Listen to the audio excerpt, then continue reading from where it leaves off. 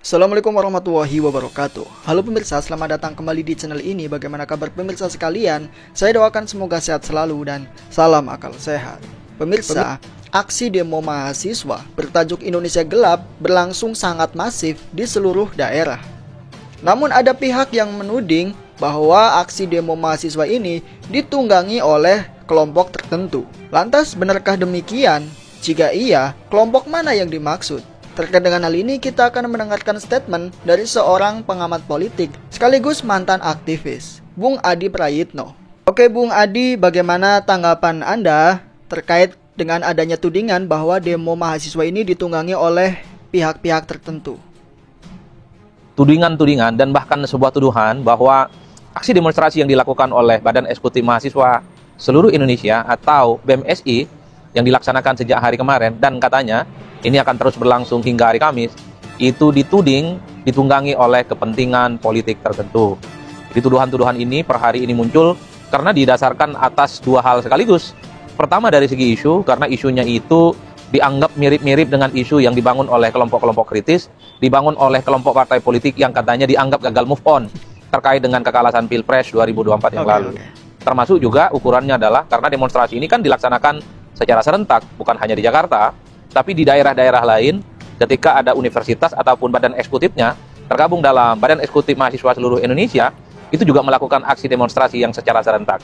Dan konon aksi ini hingga hari Kamis, dan aksinya hari Rabu dan Kamis itu adalah aksi yang akan dilaksanakan secara nasional. Oleh karena itu wajar kalau kemudian banyak sekali pertanyaan-pertanyaan dan bahkan tudingan yang cukup serius bahwa aksi demonstrasi yang dilakukan oleh mahasiswa itu tidak lebih dan tak sekedar ditunggangi oleh kepentingan politik tertentu. Tapi saya sebagai orang yang pernah agak sedikit lama, kurang lebih sekitar 8 tahun ya, jadi aktivis dan menjadi tukang demo yang tergabung dalam asosiasi Badan Eksekutif Mahasiswa, tuduhan-tuduhan aktivitas politik, tuduhan-tuduhan soal demonstrasi, itu seringkali memang muncul dari pihak-pihak tertentu yang memang tidak suka melihat gerakan mahasiswa. Jangankan jumlahnya yang cukup banyak, jangankan jumlahnya ini yang terdistribusi cukup masif dan terjadi di berbagai tempat, aksi demonstrasi yang jumlahnya puluhan orang, 50 orang, 60 orang, 100 orang, itu juga dituding bahwa ada cukong, ada pihak-pihak tertentu, ada politisi tertentu, ada partai tertentu yang kemudian dituduh sebagai biang kerok melakukan demonstrasi itu. Jadi tuduhan-tuduhan itu ya saya kira memang bukan hanya kali ini saja terjadi, tapi setiap demonstrasi apapun yang dilakukan oleh mahasiswa itu pasti selalu dikonotasikan, digerakkan oleh kepentingan politik, terutama digerakkan oleh mereka yang katanya tidak suka kepada pemerintah, yang katanya ingin merusak demokrasi, yang katanya mereka itu rata-rata barisan sakit hati gara-gara kalah Pilpres 2024. Tapi satu hal, bagi mereka yang selalu menuding bahwa gerakan demonstrasi yang dilakukan oleh mahasiswa itu ditunggangi, dimanapun gerakan mahasiswa, sejak menjatuhkan rezim Orde Baru 98, juga dituding ada aktor-aktor tertentu yang punya kepentingan untuk menjatuhkan Orde Baru saat itu. Begitupun gerakan-gerakan demonstrasi pasca reformasi, yang mendemo Gus Dur, yang mendemo Megawati, yang mendemo SBY, yang mendemo Pak Jokowi, itu biasa. Ketika demonstrasi yang dilakukan oleh mahasiswa, pasti ada tuduhan-tuduhan yang mengarah ke hal yang sama, bahwa ini ditunggangi, bahwa ini misalnya dikendalikan oleh kepentingan politik tertentu dan seterusnya dan seterusnya. Oke Bung, tapi sebenarnya ini apa saja sih poin-poin yang dibawa atau apa saja tuntutan mahasiswa dalam aksi demo tersebut? Tapi bahwa kita harus memahami gerakan mahasiswa itu adalah sebuah gerakan yang memang selalu muncul dari luang idealisme. Karena yang dipikirkan oleh mahasiswa itu adalah hal-hal yang baik, hal-hal yang sifatnya ideal terkait dengan bangsa dan negara. Kalau mau jujur, ketika kita membaca satu persatu tuntutan yang disampaikan oleh mahasiswa ketika kemarin mereka melakukan demonstrasi, kan isunya adalah isu-isu yang terkait dengan common sense dan sudah menjadi konsumsi umum sejak lama. Apa coba misalnya? Misalnya menolak soal kampus diberikan izin untuk mengelola tambang. Itu kan sejak lama menimbulkan polemik karena khawatir kalau kampus mengelola pertambangan, daya independensi dan kritisisme kampus itu hilang. Karena kampus itu merasa tidak enak hati kepada pemerintah, merasa tak nyaman dengan negara karena sudah diberikan konsesi untuk mengelola tambang.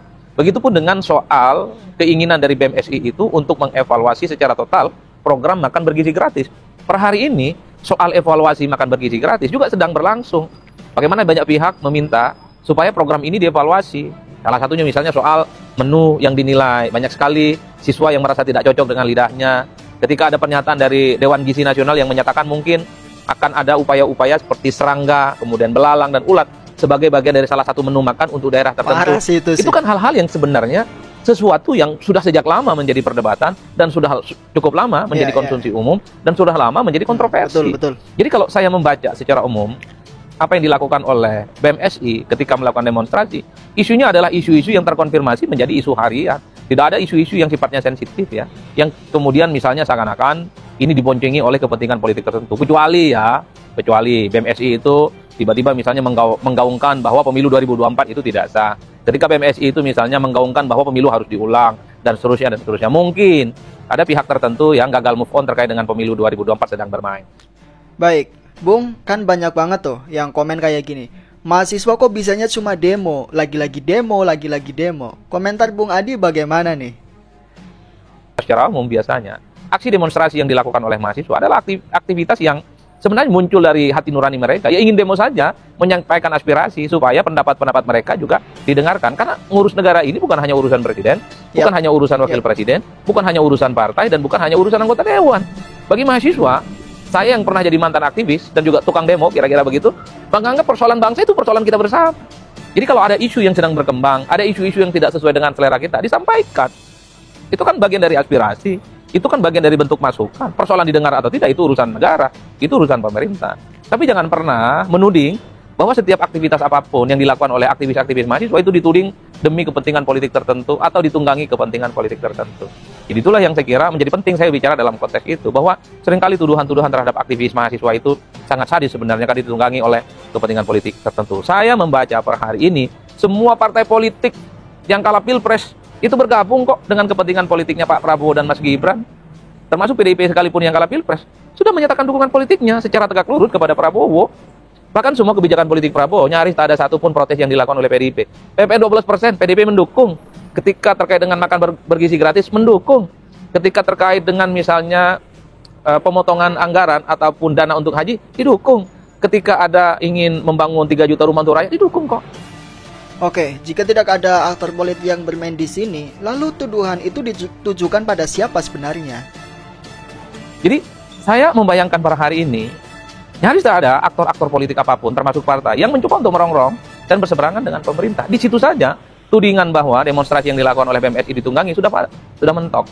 Tapi kalau kita mau jujur ya, sejak kemarin demonstrasi dan mungkin juga ke depan, pastinya akan muncul tuduhan-tuduhan bahwa demonstrasi ini digerakkan oleh kepentingan politik tertentu. Contoh, yang dituduh itu adalah kaum 25% dan kaum 16%. Siapakah kaum 25% dan 16% ini? Adalah mereka yang terkonfirmasi sebagai pendukungnya Anies Baswedan di Pilpres dan terkonfirmasi sebagai pendukungnya Ganjar Pranowo di Pilpres. Anies di Pilpres itu dapat 20% dan kemudian Ganjar Pranowo itu dianggap sebagai dengan elektabilitas dan perolehan suara 16%. Itu pasti dituduh ke sana. Wah, ini barisan sakit hati, gagal move on, masih belum terima terkait dengan hasil pemilu di 2024. Itu kan tuduhan-tuduhan selalu muncul per hari ini. Atau misalnya aktivis-aktivis mahasiswa yang menjadi leader ataupun yang menjadi korlap ya, koordinator lapangan saat demo, itu pasti sedang dicari tuh, pasti bapaknya itu terafiliasi dengan salah satu orang tuanya yang menjadi pengurus partai.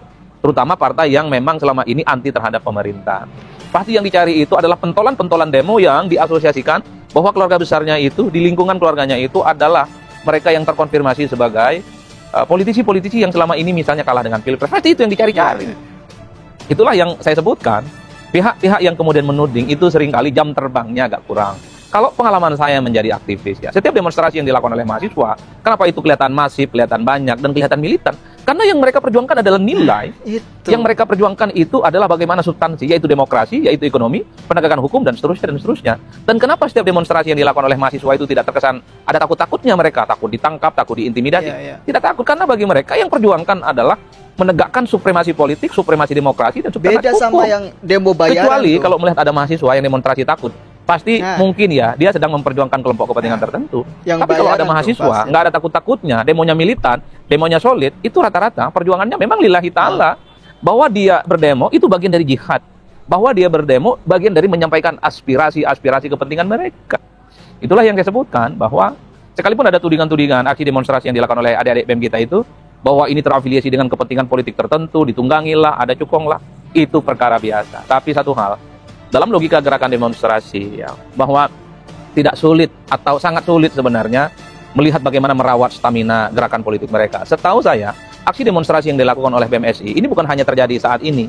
di saat Pak Prabowo dan Gibran jadi penguasa di Republik ini. Tapi BMSI juga mengkritik bagaimana Jokowi waktu jadi presiden. BMSI juga mengkritik waktu SBY jadi presiden. Mengkritik juga waktu Megawati dan Gus Dur jadi presiden. Tuntutannya sama kok.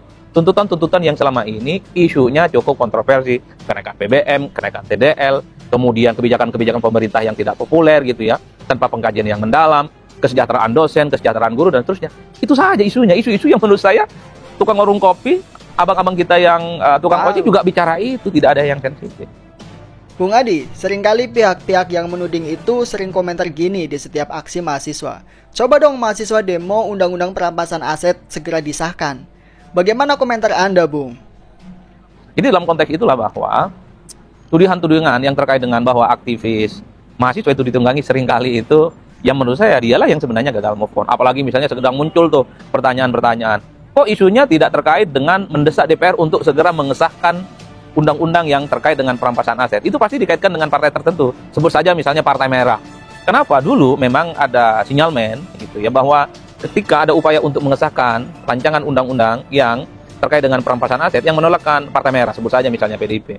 Tapi ingat loh, PDIP hari ini itu sudah dikucilkan. PDIP hari ini itu bukan partai pemenang pemilu. PDIP itu nggak punya kawan, tidak punya sahabat. Jadi kalau mau disahkan undang-undang yang terkait dengan perampasan aset, kan merem saja sebenarnya. Karena koalisi Kim Plus itu kan kekuatan politiknya 85%.